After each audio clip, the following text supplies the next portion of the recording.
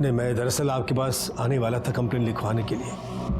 मैं तो खुद हैरान हूं कि वो कैसे गायब होगी, कहां गायब हो गई। पार्लर में काम करने से पहले वो मेरे क्लिनिक में कंपाउंडर थी। कितना मारा है उसने तुम्हें? आज क्यों मारा? सर पैसे मांग रहा था वो, मेरे पास थे ही नहीं तो कहाँ से देती। यहाँ जो पगार मिलती है उससे बड़ी मुश्किल से घर चलता है, ऊपर से उसके दारू के खर्चे। देखा, कब तक उस शराबी की मार सहती रहोगी?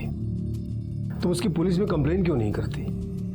नहीं कर सकती सर, उसने मेरे लिए अपना घर, अपने बाबा को छोड़ दिया। मैं उसको बहुत प्यार करती हूँ, वो सुधर जाएगा। एक बार मुझे काम मिल जाए ना कुछ और, तो पैसों की दिक्कत खत्म हो जाएगी और सब कुछ सही हो जाएगा। इसमें मैं तुम्हारी कुछ मदद कर सकता हूँ। मेरी वाइफ माधुरी का एक ब्यूटी पार्लर है। 6 महीने पहले उसकी डेथ हो गई, तब से बंद पड़ा हुआ है। अगर तुम उसे संभाल सको तो देख लो। इसका मतलब उसने पार्लर ज्वाइन कर लिया, उसके बाद उसकी ये सारी प्रॉब्लम सॉल्व हो गई? नहीं सर, हालत और बिगड़ गई। सब ये इस वीक की बैलेंस शीट और ये कैश। वाह रेखा, जब से तुमने पार्लर संभाला है अच्छा खासा बिजनेस हो रहा है। ये सब तुम्हारी मेहनत का नतीजा है। Thank you so much. अरे सर, आप थैंक यू क्यों बोल रहे हैं? थैंक यू तो मुझे आपको बोलना चाहिए। अगर आप पार्लर में मुझे मैनेजर की नौकरी नहीं देते तो पता नहीं मेरा क्या होता। नहीं, यू डिजर्व इट। वाह वाह वाह वाह वाह, चलने दो साली, तेरे से बात करने के लिए बोला। छोड़ो इसे। तुम मुझे बुला रही थी। अभी देख क्या कर रहे हो? और तेरे यार को देख के बड़े दांत दिखा रही है तू, हैं? कितना पैसा देता है तू? कितना पैसा देता है? इतना पैसा देता है इसको ये सब करने के लिए? बोल बोल साली। बाहर निकालो इसे। बाहर जाऊं मैं? क्यों बाहर जाऊं? ताकि तुम दोनों इधर रंगरलियां मना सको? हाँ साली, मेरी बीवी होकर भी कर रही है तू। शर्म नहीं आती तेरे को? शर्म नहीं आती? हमारा फैमिली मैटर है। तुम चलो अमित, घर चलो। तेरे को मैं तो देख लूंगा, तेरे को देख लूंगा मैं। साला इधर लेके सब। सर पता नहीं इस जाहिल अमित के दिमाग में किसने बात डाल दी कि मेरे और रेखा के बीच में कुछ चल रहा है। सर मुझे लगता है उस पागल ने ही रेखा के साथ कुछ कर दिया है। आप अमित को ढूंढो सर। लेकिन एक बात माननी पड़ेगी डॉक्टर साहब, आप बड़े कमाल के एम्प्लॉयर हैं। अपने सारे एम्प्लॉयज का इतना ख्याल कौन रखता है ना? या फिर आप सिर्फ रेखा का ख्याल रखते थे? मतलब उसके केस में कुछ स्पेशल था? नहीं, क्योंकि आप कह रहे हैं कि आपकी बेटी जैसी थी, लेकिन वो लड़की पिछले 6 दिनों से गायब है और आप कंप्लेन लिखवाने की बस सोच रहे थे। रेखा 1 हफ्ते की छुट्टी लेकर गई थी, इसलिए कब वो गायब हो गई मुझे पता ही नहीं चला। पिछले 1 हफ्ते में उसने मुझे कांटेक्ट ही नहीं किया। साहब रेखा का आदमी अमित 1 नंबर का कान का कच्चा है साहब। पता नहीं किसी ने उसको डॉक्टर साहब और रेखा के बारे में क्या बात कह दी, लेकिन साहब मैं बताऊं आपको, रेखा को साहब अपनी बेटी की तरह मानते थे और हमेशा उसकी मदद करते थे। और साहब उसकी क्या, वो सबकी मदद करते थे। यहाँ तक कि जब रेखा ने उनसे विनती की कि उसके पति अमित को काम पे रख ले तो उन्होंने उसको ड्राइवर भी रख लिया। अमित को आखिरी बार कब देखा था? साहब 7-8 दिन पहले देखा था साहब। तो छोड़ूंगा नहीं मैं, समझा ना तू? छोड़ेगा नहीं तेरे को मैं।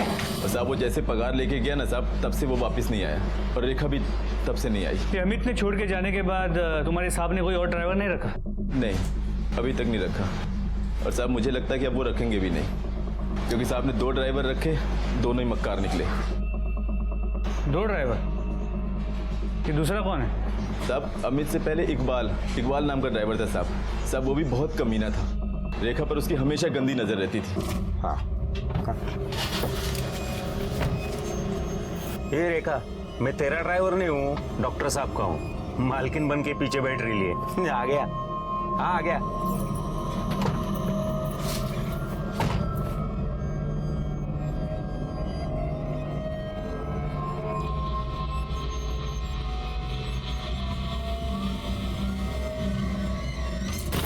क्या कर रहा है? अरे गुस्सा क्यों करती है? इतने तेरे अच्छे कान के। बहुत हो गया अब तेरा। औकात क्या है तेरी?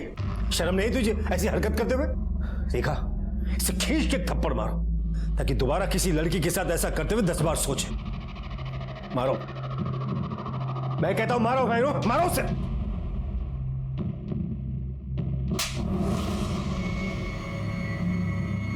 ला गाड़ी की चाबी ला, निकाल निकाल जल्दी और दफा हो जा। तुम्हारा देखना नहीं यहाँ पर, समझा? चल निकल यहाँ से। ये बुढ़े पागल हो गए तू लड़की के चक्कर में, लड़की से थप्पड़ मरवाता है, छोड़ूंगा नहीं तुझे। चल निकल यहाँ से, दफा हो जा। देख मैं क्या करता हूँ, मैं देख लूंगा, जा देख मैं देखता हूँ। चल निकल निकल यहाँ से। तो रेखा की वजह से ही इस इकबाल को भी तुम्हारे डॉक्टर साहब ने काम से निकाल दिया? हाँ साहब।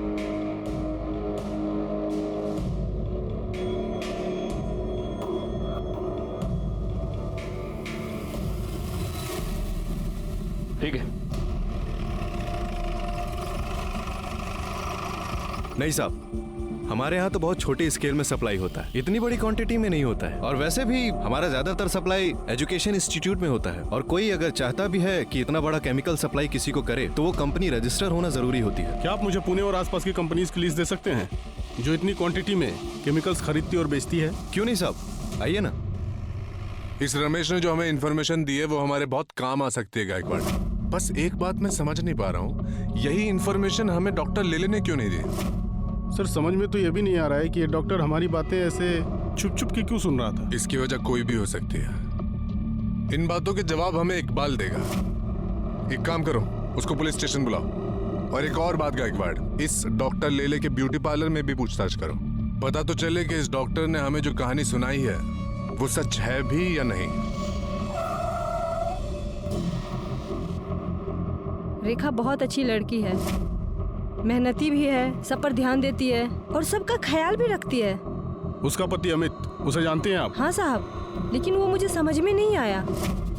शुरू में रेखा से वो बहुत प्यार करता था और बहुत ध्यान देता था और रोज आता भी था। वो काम में लेट तो होता है साहब, पर रेखा तो कुछ और ही थी। कुछ और मतलब? रेखा पर डॉक्टर साहब कुछ ज्यादा ही मेहरबान थे। और देखिए ना साहब, हम सभी लड़कियों के पास काफी सालों का एक्सपीरियंस है और रेखा तो फ्रेशर थी, फिर भी उसे सीधा मैनेजर बना दिया। तो आपको लगता है कि डॉक्टर और रेखा का अफेयर चल रहा था? देखकर तो कुछ ऐसा ही लगता है साहब। खाली दिमाग शैतान का घर होता है और अमित के साथ भी यही हो रहा था और वो रेखा की जान लेने पे तुला था। चल अमित, क्या कर रहे हो? जाओ यहाँ से अभी, बाहर निकलो यहाँ से। देख लूंगा तेरे को मैं, जाओ। देख लूंगा। तेरी तो साली अपने यार की वजह से नखरा कर रही है ना तू। तुम दोनों को छोड़ूंगा नहीं मैं, मार डालूंगा तुम दोनों को। रेखा के घर से उसे कोई मिलने आता था? सर उसके घर से तो कोई नहीं आता था, पर उनके ससुर आते थे ठीक सैलरी मिलने के टाइम पे। उसका ससुर वो शंकर? जी सर, रेखा हर महीने 10 से 20 हजार रुपए अपने ससुर को देती थी। ये तेरी मेरे बेटे को फंसाने की कीमत है। लेकिन वो इतने सारे पैसे उसे देती क्यों थी? ये सब तो उसने कभी नहीं बताया। यह पार्लर में रेखा सबसे ज्यादा बात किससे करती थी? सुनीता से। पर सुनीता आज पार्लर में नहीं है, शादी में गई है ना, इसलिए छुट्टी पर है। सर ये शंकर तो खिलाड़ी लग रहा है। अब तो ये बिल्कुल पॉसिबल है कि शंकर ने अपने बेटे अमित के साथ मिलकर रेखा को मारा हो और फिर वो अंडरग्राउंड हो गया। और इस अमित का फोन 5 तारीख से स्विच ऑफ आ रहा है। लेकिन रेखा को मारने का मोटिव जितना शंकर और अमित के पास है, उतना ही डॉक्टर लेले के पास भी तो है। क्योंकि अगर डॉक्टर लेले और रेखा का अफेयर था तो उस अफेयर के पब्लिक हो जाने के डर से, बदनामी के डर से लेले ने रेखा को मारा होगा।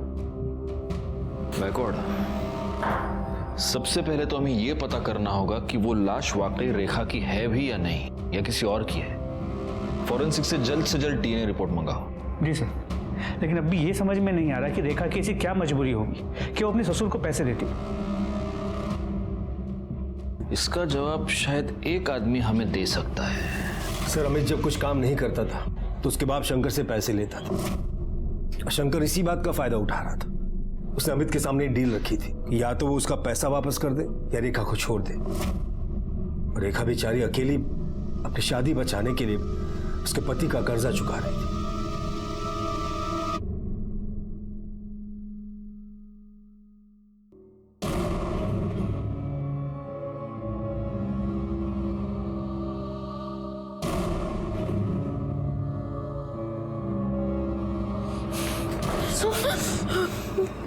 मैंने कहा था तुझसे इससे दूर रहे, लेकिन तू ऐसे नहीं मानेगी। अब देख मैं तेरे साथ क्या करता हूँ। सिद्धांत, क्या कर रहा है? सब लोग देख रहे हैं। तू एक सेकंड मेरी बात सुन। मैं हाथ छोड़ मेरा। सिद्धांत, मेरे लिए प्लीज बैठ के बात करते हैं। सब लोग देख रहे हैं, प्लीज मेरे लिए प्लीज बैठ। मैं बताता हूँ ना उनको। बैठ अमिता। सिद्धांत, मैंने इसे बुलाया यहाँ पे मिलने के लिए, इसे ये बताने के लिए कि मैं इसके साथ कोई रिश्ता नहीं रखना चाहता। झूठ मत बोल मयंक। ठीक है सिद्धांत, अगर तुझे यकीन नहीं है तो तेरे सामने बात कर लेते हैं। देखो नमिता, मैं अब तुमसे कोई रिश्ता नहीं रखना चाहता।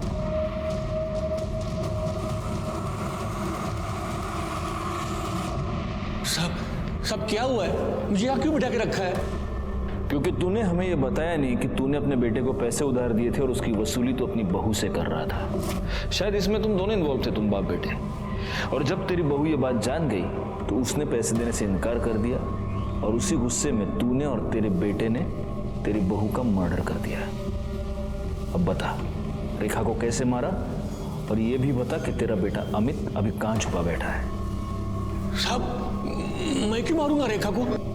हाँ, मैं उससे पैसे जरूर लेता था ताकि उस पर दबाव बढ़ा सकूं और वो तंग आकर अमित के साथ अपने गांव वापस चली जाए और मैं उनकी शादी बचा सकूं। अगर वो डॉक्टर लेले के साथ रहती तो कुछ नहीं बदलता साहब, और उसके पैसे की मुझे कोई जरूरत नहीं थी साहब। मेरे पास भगवान का दिया हुआ सब कुछ है और मेरे बाद में वो उन दोनों का ही होना था ना साहब।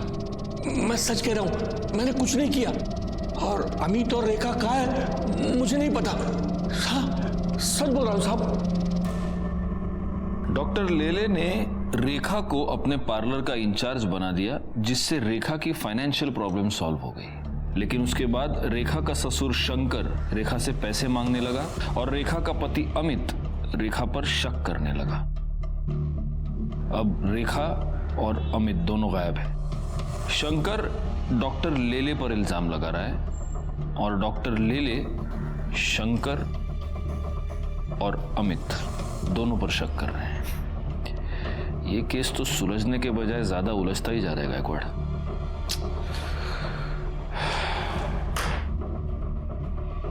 हमारे पास बहुत सारे डॉट्स हैं, लेकिन इन डॉट्स को जोड़ने वाली कोई कड़ी हमारे पास नहीं है। 2 लोग गायब हो चुके थे और हमारे हाथ एक लाश लगी थी।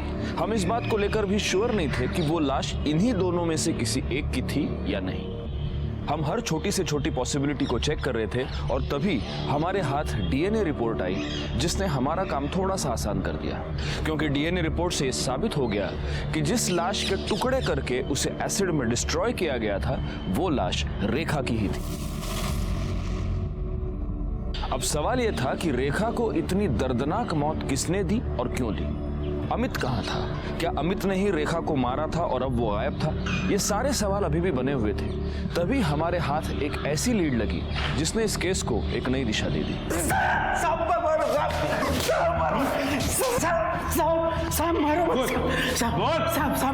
सब बता दो साहब। माना अपन ने बदतमीजी किया था, लेकिन उसने भी तो साहब सब लोगों के सामने अपन को थप्पड़ मारी ना साहब, इसलिए हिसाब बराबर हो गया ना साहब। हिसाब बराबर हुआ नहीं, तूने बाद में किया। उसने तुझे थप्पड़ मार के तेरी बेइज्जती की थी और तूने उसे धमकी दी थी। छोड़ूंगा नहीं तुझे, चल से दफा। और उस धमकी को तूने उसे मार के पूरा किया है ना? अरे नहीं साहब मैंने वो गुस्से में बोला था साहब। माना अपन ने गलती की, लेकिन अपने को क्या लगा वो अगर डॉक्टर साहब के साथ चक्कर चला सकती है तो अपना भी हाथ अगर उसको लगाए तो वो क्यों बुरा मानेगी। लेकिन साहब उसने तो बवाल ही कर दिया साहब। तेरे को कैसे मालूम रे उसका डॉक्टर के साथ चक्कर चल रहा था? साहब अपन 3 बरस से उधर काम कर रहा था, अपन डॉक्टर साहब को पहचानता है ना साहब। और साहब ड्राइवर है अपन, अपनी नजरें आगे भी रहती है और पिछले वाले सीट पे भी रहती है साहब। सिद्धांत को लेके तुम्हें परेशान होने की जरूरत नहीं है, मैं हूं ना, सब संभालूंगा। उसे प्यार से समझाऊंगा तो समझ जाएगा। ये सिद्धांत कौन है और उसको रेखा से क्या प्रॉब्लम थी? साहब सिद्धांत डॉक्टर साहब का बेटा साहब। उसको तो एक आंख से पसंद भी नहीं थी रेखा, वो बहुत नफरत करता था साहब। अपन अपनी आंखों से देखा है ना साहब।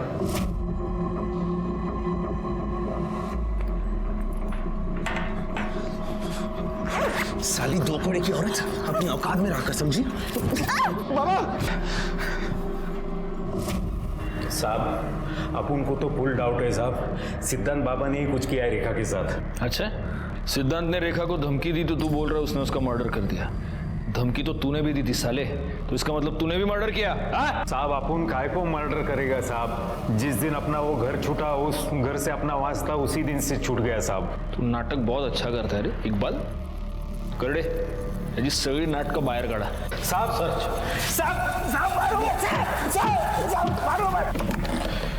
गायकवाड़, अगर ये इकबाल सच कह रहा है तो इस केस में एक बहुत जरूरी क्लू हमारे हाथ लगा है, लेकिन सबसे पहले महेश और बाकी नौकरों से ये क्रॉस चेक करना होगा कि इकबाल के बयान में कितनी सच्चाई है। एक और काम करो, इस डॉक्टर सिद्धांत की पूरी कुंडली निकालो और उसे पुलिस स्टेशन बुलाओ। सर अलग अलग कंपनी के नाम से माल लेते हैं, फिर भी इस केमिकल की हमेशा शॉर्टेज रहती है। सर ये केमिकल का डिमांड ज़्यादा रहता है और सप्लाई कम रहती है।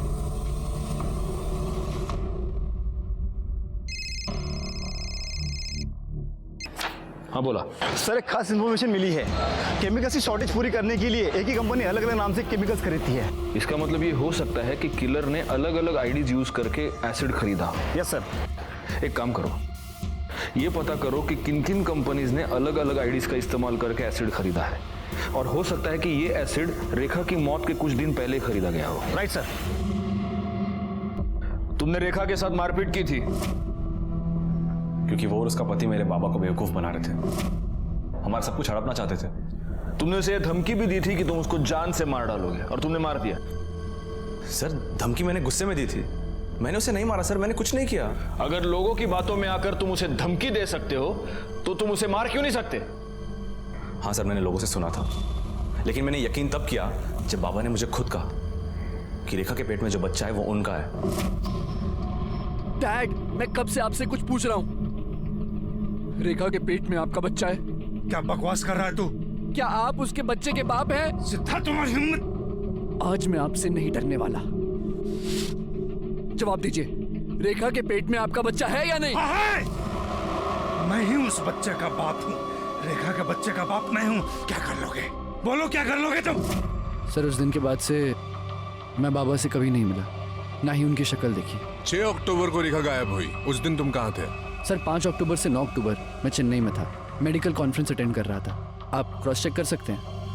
ठीक है, तुम जा सकते हो। Thank you.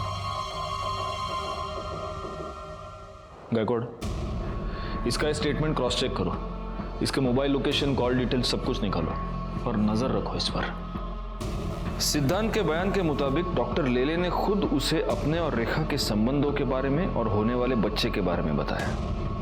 सिद्धांत का यह भी कहना है कि रेखा और अमित दोनों डॉक्टर लेले से पैसे निकलवाना चाहते थे। अब हो सकता है कि डॉक्टर लेले को यह बात पता चल गई हो और उसी ने अमित और रेखा दोनों का मर्डर कर दिया हो। रेखा की बॉडी के बारे में हमें पता चल चुका है, लेकिन अमित का अभी तक कोई पता नहीं। सर अगर उस डॉक्टर से अपनी तरह से उगलवाया तो? नहीं, जब तक हमारे पास कोई पुख्ता सबूत नहीं है हम डॉक्टर को उठा नहीं सकते, वो बेल पर छूट जाएगा। हमें सबसे पहले ये पता करना होगा कि डॉक्टर की इस पूरे मैटर में एग्जैक्टली क्या इन्वॉल्वमेंट है, तभी उस पर हाथ डाल सकते हैं। सर हमने शंकर सावंत को बहुत ढूंढा पर वो कहीं नहीं मिला। एक काम करो, उसका फोन सर्विलेंस पे डाल दो और जैसे ही ऑन होता है उठा लो उसको। सर। गायकवाड़, उस अमित के फोन का क्या स्टेटस है? सर उसका फोन कंटिन्यूसली स्विच ऑफ आ रहा है, लेकिन रेखा की कॉल रिकॉर्ड से मोबाइल लोकेशंस आ गए हैं। जिस दिन वो गायब हुई थी वो मैटरनिटी क्लिनिक गई थी और उसी दिन उसने अपने एक अच्छी दोस्त और कलीग सुनीता उसे 5 से 6 बार कॉल किया था। सर ये आपसे मिलना चाहती हैं। जी कहिए। सर मैं सुनीता, रेखा की कलीग और दोस्त। आपने बुलाया था मुझे? ओह यस, बैठिए बैठिए। एक बात बताइए सुनीता जी, 6 तारीख को आपकी रेखा से फोन पर बात हुई थी? हाँ सर, हम उस दिन मिले भी थे। कितने बजे? सुबह 10 बजे। उसके पति को ऐसा लगता था कि रेखा के पेट में जो बच्चा है वो डॉक्टर प्रदीप का है, इसलिए वो अबॉर्ट करना चाहती थी बच्चा। तो रेखा का पति रेखा पर शक करता था, इसलिए रेखा ने अपने बच्चे को अबॉर्ट करवा दिया? सर शक की वजह से नहीं सर, दरअसल वो बहुत दुखी थी उसने हॉस्पिटल से आते वक्त मुझे ये बताया था। अगर ये बच्चा आता तो वो नाजायज ही कहलाता। मुझे कुछ हो जाए आगे तो उसे कौन पालता? ठीक है, आप जा सकती हैं। अगर जरूरत पड़ी तो हम आपको वापस बुला लेंगे। ठीक है सर। Thank you. पाटिल भाई, जरा गायकवाडला पाठव। Okay sir. सर। गायकवाड, रेखा के फीटस के साथ अमित और डॉक्टर लेले दोनों का डीएनए मैच करके देखो, क्योंकि पॉसिबिलिटी ये है कि ये बच्चा डॉक्टर लेले का ही है और इसीलिए अमित ने उसे अपनाने से मना कर दिया। और डॉक्टर लेले ने भी सोसाइटी प्रेशर की वजह से, अपने बेटे के प्रेशर की वजह से उसे अपनाने से मना कर दिया। अब रेखा को अबॉर्शन करवाने के अलावा कोई और चारा नहीं था, लेकिन डॉक्टर लेले ये नहीं जानता था कि रेखा ने अबॉर्शन करवाया है। इसलिए अपने आप को बचाने के लिए उसने रेखा को और अमित को दोनों को गायब कर दिया। शायद डॉक्टर लेले को ये लगा हो कि रेखा के गायब होने का इल्जाम अमित पे लग जाएगा और वो साफ बच जाएगा। एग्जैक्टली। इस डॉक्टर लेले को पुलिस स्टेशन बुलाओ। सर।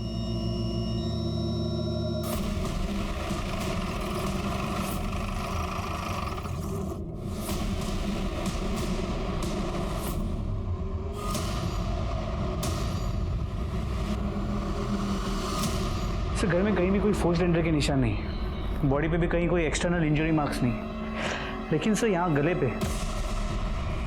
ये देखिए, यहाँ पे कुछ इंजरी मार्क्स हैं, स्वेलिंग भी आ गई है, लेकिन क्या है, कैसे हुआ है, कुछ पता नहीं चल रहा। लगता तो ये मर्डर ही है गायकवाड,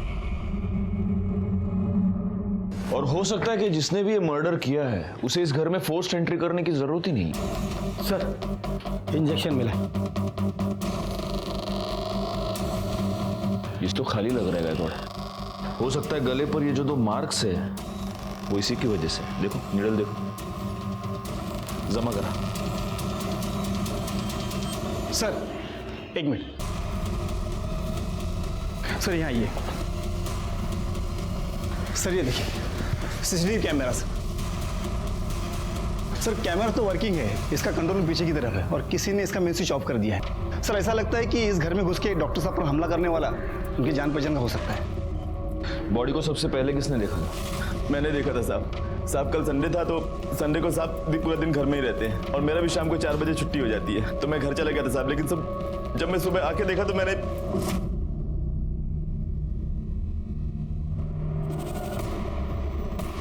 साहब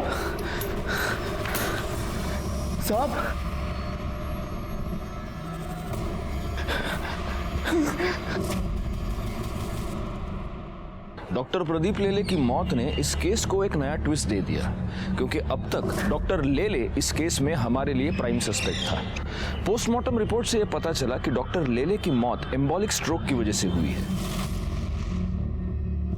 जिसकी वजह से उनका ब्लड सर्कुलेशन गड़बड़ा गया, उन्हें हार्ट अटैक आया और उनकी मौत हो गई। मर्डर का यह तरीका एक डॉक्टर के लिए बहुत आसान था, और तभी हमारे सामने एक ऐसा नाम आया जिसे रेखा और डॉक्टर लेले दोनों से प्रॉब्लम थी। बोल, अपने बाप का मर्डर क्यों किया? बोल। सर, मैं उन्हें क्यों मारूंगा सर? आपके पास क्या प्रूफ है कि मैंने उन्हें मारा है? प्रूफ? तेरे पिता की मौत एम्बोलिक स्ट्रोक की वजह से हुई है। आदमी को एम्बोलिक स्ट्रोक कब और कैसे आता है ये तो तू बहुत अच्छी तरह से जानता होगा, डॉक्टर है तू, है ना? तेरे और मयंक के रिलेशनशिप के बारे में तूने अपने पिता को बताया था? क्या तूने उनको यह बताया था कि तू लड़कियों में नहीं लड़कों में इंटरेस्टेड है? नहीं बताया था। इसका मतलब तूने ये बात उनसे छुपाई थी।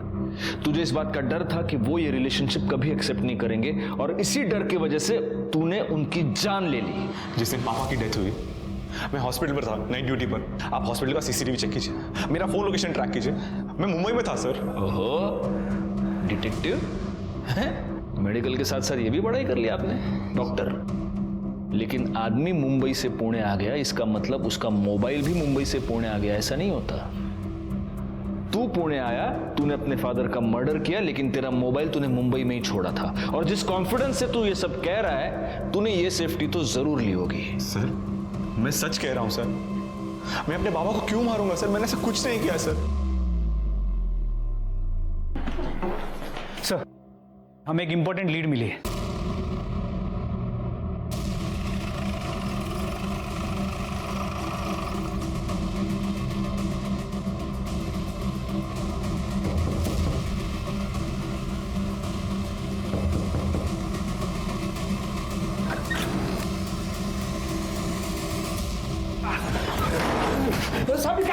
क्या बेटा कहाँ है तेरा? मालूम नहीं साहब।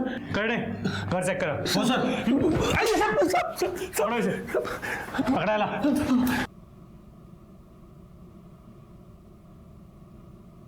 साहब मैंने नहीं किया। साहब मत मारो। साहब मत मारो।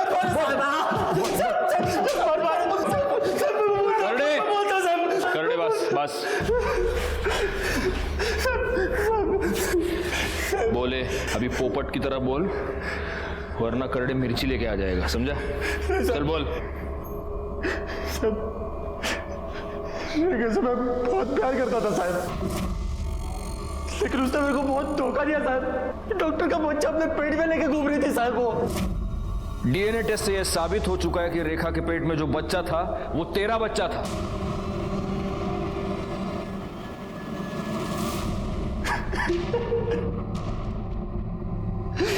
साहब उस कमीना डॉक्टर प्रदीप की वजह से मेरी जिंदगी बर्बाद हो गई साहब। उसने नहीं, तूने खुद अपनी जिंदगी बर्बाद की। तूने अपनी बीवी की जान ली, उसे जान से मार दिया तूने। नहीं साहब, मैं उसे बहुत प्यार करता था साहब। मैंने नहीं मारा उसको। करता था साहब, मैंने नहीं मारा उसको। नहीं मारा साहब। और डॉक्टर प्रदीप को? डॉक्टर प्रदीप को तू नहीं मारा। तुझे ऐसे लगा कि तू उसके घर के सीसीटीवी कैमरा की स्विच ऑफ कर देगा तो हमें पता नहीं चलेगा, लेकिन तू ये भूल गया कि उसके बंगले के आसपास और भी बंगले थे जहां पे सीसीटीवी कैमरा थे, जिसमें तू साफ पकड़ा गया है। अब सीधी तरह से बोल, वरना मिर्ची खाएगा।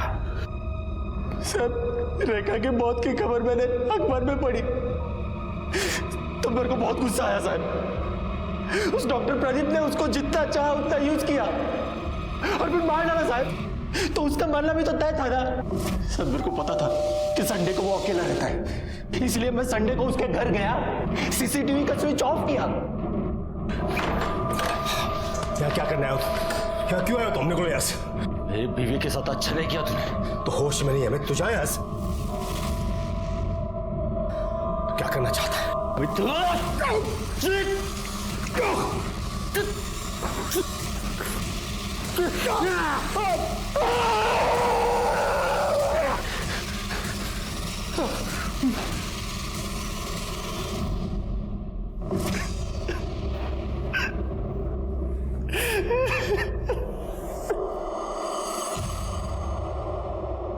सर, पुणे के सेम एड्रेस पर रजिस्टर्ड 2 ट्रेडिंग कंपनी ने 5 अक्टूबर के दिन अलग अलग सप्लायर से 2 ड्रम खरीदे थे और जिसने ड्रम खरीदे हैं उसके इस केस से कनेक्शन है।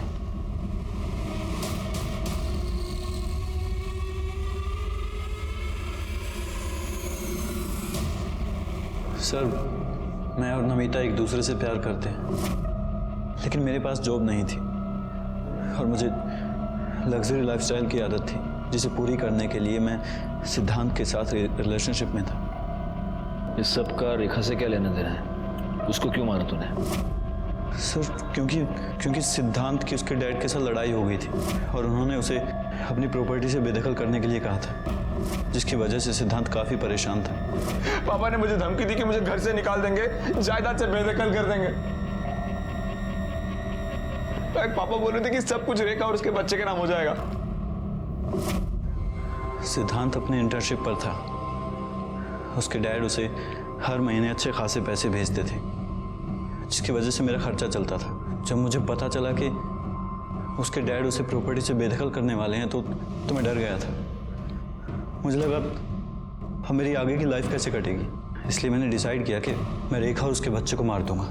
मैं उस पर नज़र रखने लग गया और जब वो हॉस्पिटल से बाहर आई तो काफ़ी देर तक मैंने उसका पीछा किया और जैसे मुझे मौका मिला